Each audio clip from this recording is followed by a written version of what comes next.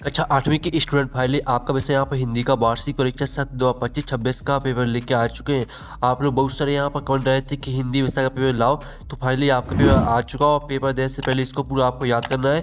और साथ ही वीडियो को आप लोग लाइक कर लीजिए, चैनल को सब्सक्राइब कर लीजिए और इस वीडियो को आपको अपने दोस्तों तक शेयर कर देना, जिससे वो भी यहाँ पर हिंदी में 60 नंबर लेके आ सके।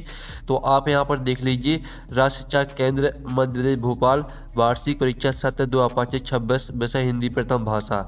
समय आपका 2.5 घंटे रहेगा। कक्षा 8 और पूर्णांक आपका 60 नंबर का रहेगा। निर्देश आते हैं सही प्रश्न हल करना अनिवार्य है। और दूसरा आता सही प्रश्न का उत्तर निर्देश अनुसार अपनी उत्तर पुस्तिका में लिखिए। तो चलिए स्टूडेंट, जो आपका वैसे हिंदी का पेपर वो देख लेते हैं और साथ ही इस वीडियो को आपको अपने दोस्तों तक जरूर शेयर कर देना है। अब चलिए आपके बहुविकल्पी प्रश्न आते हैं 1 से 5 तक। निर्देश आता प्रश्नों को पढ़कर नीचे दिए विकल्प में से सही विकल्प चुनकर उत्तर लिखिए। तो प्रश्न पहला दिया गया है आपका, ठीक है, बर्दे बीड़ा बादनी बर्दे कविता में कवि किससे वरदान मांग रहा है। तो आपका ए आता माँ लक्ष्मी से और बी आता माँ सरस्वती से, सी आता माँ दुर्गा से और डी आता प्रकृति से। तो जो आपके यहाँ पर दिया गया प्रश्न पहला, बर्दे बीड़ा बादनी बर्दे कविता में कवि किससे वरदान मांग रहा है, तो इसका आंसर आपका रहेगा माँ सरस्वती से। फिर आपका दूसरा आता तानसेन के गुरु कौन थे, तो आपका यह था स्वामी हरिदास, बी था बेजू बावरा, सी था राजा मान सिंह और डी था अकबर। तो यहाँ पर जो प्रश्न दूसरा दिया गया तानसेन के गुरु कौन थे, तो तानसेन के गुरु थे आपके स्वामी हरिदास। फिर आपका प्रश्न तीसरा आता पुष्प की अभिलाषा कविता में पुष्प किसके चरणों में समर्पित होना चाहता है, तो आपका यह था देवताओं के, बी था सम्राटों के और सी था मातृभूमि के वीर सपूतों के और डी था प्रेमिका के। तो पुष्प की अभिलाषा कविता में पुष्प किसके चरणों में समर्पित होना चाहता है, तो यहाँ पर जो है जो पुष्प किसके चरणों में समर्पित होना चाहता है, तो यहाँ पर मातृभूमि के वीर सपूतों के चरणों में, ठीक है, मातृभूमि के वीर सपूतों के चरणों में समर्पित होना चाहता है। फिर आपका चौथा आता है अपराजिता पाठ की विधा क्या है, तो आपका यह था संस्मरण, बी था कहानी और सी था आपका व्यंग और डी था जीवनी। तो जो आपका प्रश्न चौथा दिया गया अपराजिता पाठ की विधा क्या है, तो इसका जो उत्तर रहेगा वो आपका यहाँ पर संस्मरण हो जाएगा। फिर आपका प्रश्न 5 देख लेते हैं, हिमालय शब्द में कौन सी संधि है, ठीक है, हिमालय शब्द में आपको संधि बतानी कौन सी रहेगी, तो आपका यह था स्वर संधि, बी था व्यंजन संधि, सी था विसर्ग संधि और डी था इनमें से कोई नहीं। तो जो प्रश्न 5 दिया गया आपका हिमालय शब्द में कौन सी संधि है, तो हिमालय में आपकी रहेगी, ठीक है, स्वर संधि। तो इस तरह से जो आपके 1 से लेकर 5 तक दिए गए थे बहुविकल्पीय प्रश्न वो कंप्लीट हो जाते हैं। आपने अच्छे से याद कर लिए होंगे, ठीक है, वीडियो को लाइक जरूर कर लीजिए। अब चलिए आपके यहाँ पर आते हैं रिक्त स्थानों की पूर्ति कीजिए, जो कि आपके प्रश्न क्रमांक 6 से 10 तक यहाँ पर रिक्त स्थान रहेंगे। तो निर्देश आता है रिक्त स्थानों की पूर्ति कीजिए, प्रत्येक प्रश्न के लिए 1 अंक निर्धारित है। तो प्रश्न 6 आता है हृदय भरा आना मुहावरे का अर्थ डॉट डॉट है। तो यहाँ पर हृदय भरा आना मुहावरे का अर्थ होता है आपका यहाँ पर भावुक होना, ठीक है, भावुक होना ये आपका आंसर हो जाएगा, ठीक है, भावुक होना। और जो आपके यहाँ पर 7वां आता भेड़ाघाट में डॉट डॉट नदी का जल प्रपात गिरता है, तो भेड़ाघाट में आपका नर्मदा नदी का, ठीक है, नर्मदा आपका इसका आंसर हो जाएगा, ठीक है, भेड़ाघाट में नर्मदा नदी का जल प्रपात गिरता है। 8वां आपका आता अनुशासन शब्द में डॉट डॉट उपसर्ग जुड़ा है, तो अनुशासन शब्द में आपका अनु उपसर्ग जुड़ा है, तो अनु आपका इसका आंसर हो जाएगा। और फिर आपका 9वां देख लेते हैं, बिरसा मुंडा ने डॉट डॉट समाज को जगाने का कार्य किया। तो यहाँ पर बिरसा मुंडा ने डॉट डॉट समाज को जगाने का कार्य किया, तो कौन से समाज को जगाने का कार्य किया, तो यहाँ पर मुंडा समाज को, यानी आदिवासी समाज को, ठीक है, आदिवासी लिख सकते हैं आप, तो आदिवासी आप इसका उत्तर है यहाँ पर हो जाएगा, ठीक है, आदिवासी समाज को जगाने का कार्य किया। फिर 10वां आता समाज शब्द में एक प्रत्यय जोड़ने पर नया शब्द डॉट डॉट बनेगा, तो समाज शब्द में एक प्रत्यय जोड़ने पर नया शब्द आपका सामाजिक बनेगा, ठीक है, सामाजिक आपका इसका उत्तर हो जाएगा। तो इस तरह से जो है आपके रिक्त स्थान वो कंप्लीट हो जाते हैं। आपने अच्छे से याद कर लिए होंगे, ठीक है। 6वें का आंसर भावुक होना, 7वें का आंसर नर्मदा, 8वें का आंसर आपका अनु, 9वें का आंसर आदिवासी, 10वें का आंसर सामाजिक, ठीक है। इस तरह से जो आपके रिक्त स्थान है वो कंप्लीट हो जाते हैं। अब अति लघु उत्तरीय प्रश्न आते हैं 11 से 16 तक। तो निर्देश आता प्रश्न को उत्तर 1 या 2 वाक्यों में लिखिए, प्रत्येक प्रश्न के लिए 2 अंक निर्धारित है। तो 11वां आपका यहाँ पर दिया गया है, माँ सरस्वती को बीड़ावादनी क्यों कहा जाता है। तो चलिए इसका जो उत्तर है वो देख लेते हैं। तो आप यहाँ पर देख लीजिए 11वें का आंसर आपका रहेगा माँ सरस्वती के हाथों में बीड़ा सुशोभित है और बीड़ा बजाती है, इसलिए उन्हें बीड़ावादिनी कहा जाता है। फिर आपका यहाँ पर देख लेते 12 माता डॉक्टर चंद्रा को अपराजिता क्यों कहा जाता है।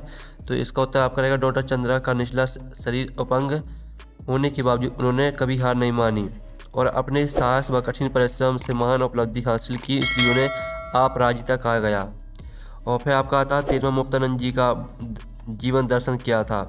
तो इसका उत्तर देख लीजिए, मुक्तानंद जी का जीवन दर्शन मुफ्त का चंदन किसमें नंदन था, अर्थात वे हर चीज़ मुफ्त में प्राप्त करने का प्रयास करते थे। फिर आपका यहाँ पर 14वां देख लेते, 14वां आता लता मंगेशकर को स्वर कोकिला क्यों कहा जाता है।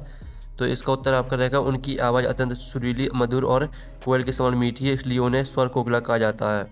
फिर आपका 15वां देख लेते हैं। तो स्टूडेंट आपका प्रश्न 15 आता है, जिसमें आप यहाँ पर देख लीजिए महाराजा छत्रसाल की 2 प्रमुख विशेषताएं आपको लिखना है। तो महाराजा छत्रसाल की 2 प्रमुख विशेषता रहेगा वे अत्यंत साहसी और पराक्रमी योद्धा थे, और दूसरी आपकी रहेगी वे मातृभूमि के रक्षक व स्वाभिमानी शासक थे। फिर आपका जो 16वां दिया गया अलंकार किसे कहते हैं। तो इसका उत्तर आपका रहेगा काव्य की शोभा बढ़ाने वाले तत्वों या उपकरणों को अलंकार कहते हैं। ठीक है, इस तरह से आपके अति लघु उत्तरीय प्रश्न कंप्लीट हो जाते हैं। अब आते हैं आपके लघु उत्तरीय प्रश्न 17 से 22 तक, जिनको आपको ध्यान से देखना है। 17वां आपका आता है भेड़ाघाट की प्राकृतिक सुंदरता का वर्णन अपने शब्दों में कीजिए।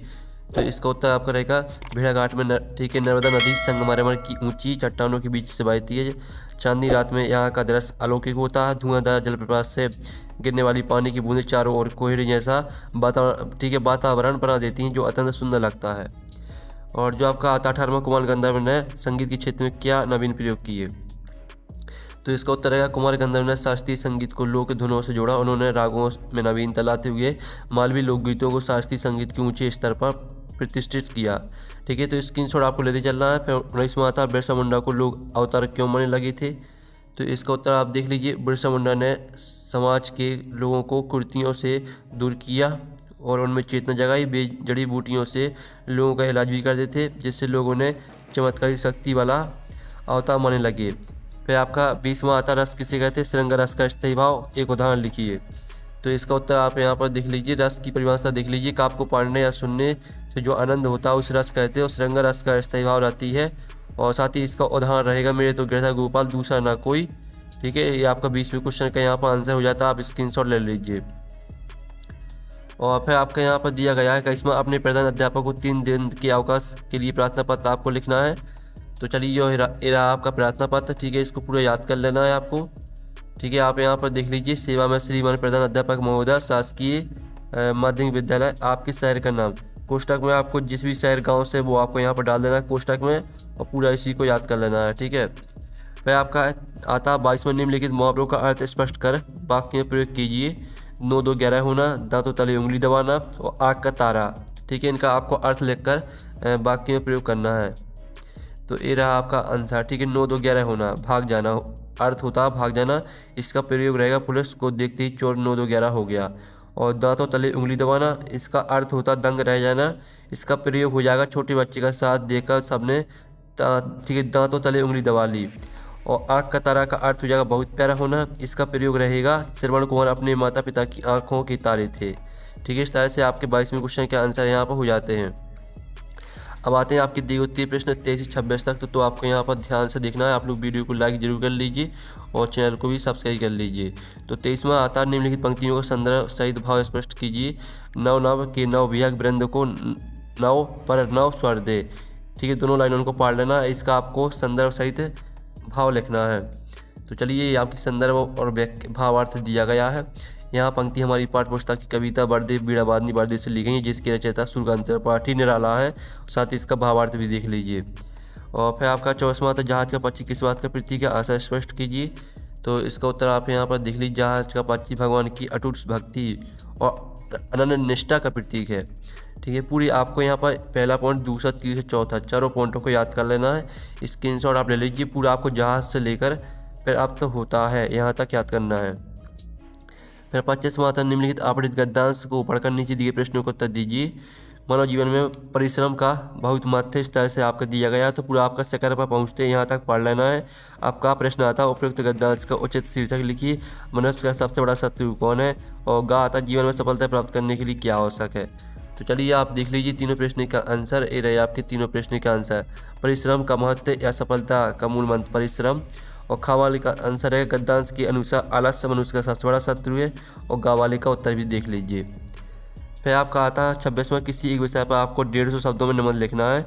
तो जो आपका दिया गया है यहाँ पर जल ही जीवन है, तो जल ही जीवन पर आप निबंध देख लीजिए। पहले तो प्रस्तावना आपको हेडिंग याद करनी है, फिर जल की उपयुक्तता और जल संकट और संरक्षण और उपसंहार। ठीक है, इस तरह से आपके जो है पेपर पूरा कंप्लीट हो जाता है। इस वीडियो को अपने दोस्तों को शेयर कर दीजिए और पेपर देने से पहले इसको पूरा याद कर लेना है। हम नेक्स्ट वीडियो में मिलते हैं। Thanks for watching.